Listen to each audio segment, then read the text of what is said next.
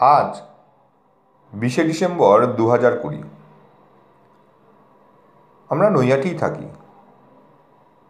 আমার ভাটপাড়ার বন্ধুবান্ধবদের পরিবার আর আমার পরিবার একসাথে ঠিক করি যে একটা দিন একটু আনন্দে, একটু গতানুগতিকতার বাইরে উপভোগ করব। কোথায় যাওয়া যায়, কোথায় যাব এই কোভিড মধ্যবর্তী একটা সিচুয়েশনের মধ্যে? চিড়িয়াখানা নাকি জাদুঘর? আসলে করোনার আবহে ঘরবন্দি বাচ্চাগুলোকে একটু বাড়তি অক্সিজেন দেওয়াটাই আমাদের উদ্দেশ্য। অবশ্যই আমরাও আর গৃহবন্দী জীবনযাপন করতে করতে অতিষ্ঠ হয়ে পড়েছি, আর পারছি না। একটু কোথাও ঘুরতে যেতে হবে, একটু বেরোতে হবে বাড়ির বাইরে। তাছাড়া আমাদের যারা ছেলেরা আমরা, আমাদের কর্মস্থলে যাওয়া, সাংসারিক কাজে ঘরের বাইরে যাওয়া, এসব তো লেগেই আছে। কিন্তু বাড়ির মেয়েদের ঘরকন্যা সামলানো, বাড়ির সংসারের কাজ, আর সন্ধেবেলা সিরিয়াল দেখা, এর বাইরে তো 8-10 মাসে আর কোনো রুটিন নেই। তাই এদেরও একটা রিল্যাক্সেশনের অবশ্যই দরকার। আলোচনা অনেক দিন ধরেই হচ্ছিল। ঠিক হলো, যাব আমরা সবাই মিলে ইকো পার্কে। ইকো পার্ক, এই ইকো পার্ক সম্পর্কে আমি আগেও শুনেছি, যাওয়া হয়নি। আসলে পার্ক সম্বন্ধে যে আমার খুব ভালো ধারণা ছিল তা নয়। আর ইকো পার্ক আর সাধারণ 5টা পার্কের মতোই হবে, এর বাইরেও আমি কিছু ভাবিনি। কিন্তু অবশ্যই ঘুরে এসে ভুলটা কিন্তু সম্পূর্ণভাবে ভেঙে গেছে। প্রথমে দু একটা কথা বলি ইকো পার্ক সম্পর্কে। 480 একর জায়গা জুড়ে এই পার্ক। বিরাট এলাকা, আপনি একদিনে ঘুরে শেষ করতে পারবেন না। যদি ভালোভাবে আপনাকে দেখতে হয় তাহলে একটা দিন আপনার জন্য যথেষ্ট নয়। 29শে ডিসেম্বর 2012 এই পার্কের যাত্রা শুরু হয়। 30 টাকার বিনিময়ে পার্কে প্রবেশ অধিকার। নৈহাটি থেকে আমাদের গাড়িতে যেতে সময় লাগলো 1.5 ঘন্টা। রাস্তায় আমরা সামান্য টিফিন করে নিলাম। যাই হোক, এই করোনার আবহে মাস্ক ছাড়া পার্কে কিন্তু প্রবেশ একেবারেই নিষেধ। এটা কিন্তু কর্তৃপক্ষ বারবার প্রচার করছে এবং প্রত্যেককে ভালো করে চেক করে তবেই পার্কে ঢুকতে দিচ্ছে।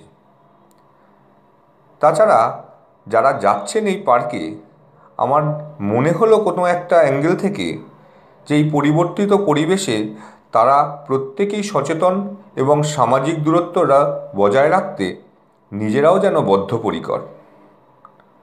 পার্কের ভেতরে খাবারের দামটা অনেক বেশি, এমনকি পানীয় জলের দাম অনেকটাই বেশি। তাই জন্য আমরা এই সবটাই আগে থেকে শুনেছিলাম বলে প্ল্যান করেই পানীয় জল, টিফিন, দুপুরের খাবার সব কিছু আমরা নিয়েই গেছিলাম।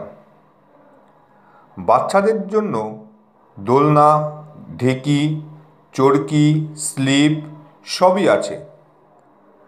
বাচ্চারা সবাই হৈ হৈ করছে, খুব আনন্দ পাচ্ছে এগুলোতে চড়ে।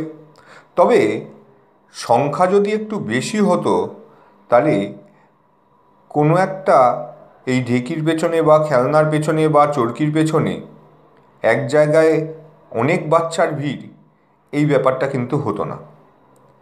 সবচেয়ে ভালো লাগলো যেটা, সপ্তম আশ্চর্য। যেভাবে এই সপ্তম আশ্চর্য সাজিয়েছে তা সত্যি অভিনব। তাজমহল, চীনের প্রাচীর, পিরামিড, এ যেন সারা বিশ্বকে একটা প্রান্তরে হাজির করা হয়েছে। তবে পরিকাঠামো যত সুন্দর, তার সাথে সাথে যদি রক্ষণাবেক্ষণ আরও ভালো হতো তাহলে খুব ভালো লাগতো।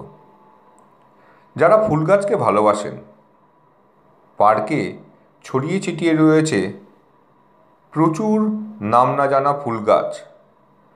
ফুলের রঙের বাহারে আপনার সত্যি ভাল লাগবে। রং বেরঙের নানা ফুলের যেমন আপনি প্রেমে পড়ে যাবেন, তার সঙ্গে নাম না জানা অনেক গাছ রয়েছে, আর সেই গাছে সব পাখির ডাক। আমরা হয়তো এই পাখির ডাক সম্পর্কে খুব বেশি জানি না, তবে যারা পাখির ডাক শুনে পাখিকে চিনতে পারেন, তাদের কাছে কিন্তু এটা খুব উপভোগ্য বিষয়। ও এখনও তো টয় ট্রেন আর বোটিংয়ের কথাই বলা হয়নি। সেই সুযোগও আছে এখানে। 150 টাকার বিনিময়ে নন এসি আর 250 টাকার বিনিময়ে এসি টয় ট্রেন আপনাকে পার্কের সব প্রান্ত ঘুরিয়ে দেখিয়ে দেবে। এছাড়াও বিরাট লেক, সেই লেকে বোটিংয়ের মজা নেবার জন্য আপনি অবশ্যই চেষ্টা করবেন। সেখানেও কিন্তু ওই 150 টাকা আপনাকে ব্যয় করতে হবে। এছাড়াও ঝর্ণা, প্রচুর ছড়িয়ে ছিটিয়ে থাকা স্থাপত্যের অনুকরণ, বাংলার ইতিহাসের পাতা জুড়ে থাকা নীল বিদ্রোহ থেকে পলাশির যুদ্ধের কাহিনী, মনীষীদের মূর্তি, ছোট ছোট পার্কে ছড়িয়ে থাকা প্রচুর মডেল আপনাকে অবশ্যই দৃষ্টি আকর্ষণ করবে। যে জায়গাটাতে কৃত্রিমভাবে ঝর্ণা তৈরি করা হয়েছে, কেউ যদি ঝর্ণা আগে থেকে না দেখে থাকে, তার কাছে এটা কিন্তু একটা বিরাট প্রাপ্তি। আবার যে জায়গায় দেখে নীল বিদ্রোহ, পলাশির যুদ্ধ, এইসব কাহিনীগুলো দেয়ালে খোদাই করা, তারা কিন্তু যদি ভালোভাবে এগুলো পড়েন, অবশ্যই সেটা সময় সাপেক্ষ, তাহলে কিন্তু ইতিহাসের অনেকটা অংশ আপনার, বাংলার ইতিহাস সম্পর্কে কিন্তু আপনার একটা ধ্যান ধারণা তৈরি হবে। মনীষীদের মূর্তিগুলো খুব যত্ন করে তৈরি করা, এবং তার পাশে নাম না জানা গাছ যেন এর শোভা আরও বৃদ্ধি করেছে। পুরো পার্ক আপনি যদি সাইকেলে ঘুরতে চান, অবশ্যই সাইকেলেও আপনি ঘুরতে পারবেন। তাছাড়া ছোট গাড়িও আপনি পাবেন। বয়স্ক যারা, তাদের জন্য এই ছোট গাড়িগুলো খুবই সুবিধাজনক। তবে সমস্যা একটা আছে, ছোট পরিসর রাস্তাগুলো, তার মধ্যে দিয়ে সাইকেলগুলো যারা চালাচ্ছে, তারা অনিয়ন্ত্রিতভাবে চালাচ্ছে। যে কোনো সময় কিন্তু দুর্ঘটনার একটা সম্ভাবনা থাকে। এটা যদি পার্ক কর্তৃপক্ষ একটু ভালোভাবে নজরদারি করে, তাহলে মনে হয় ভালো হতো। তাহলে আর দেরি কেন?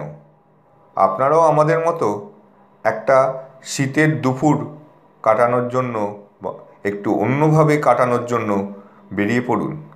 গন্তব্য হোক আপনারও ইকো পার্ক। ভালো লাগবে। সবাই ভালো থাকুন, সুস্থ থাকুন।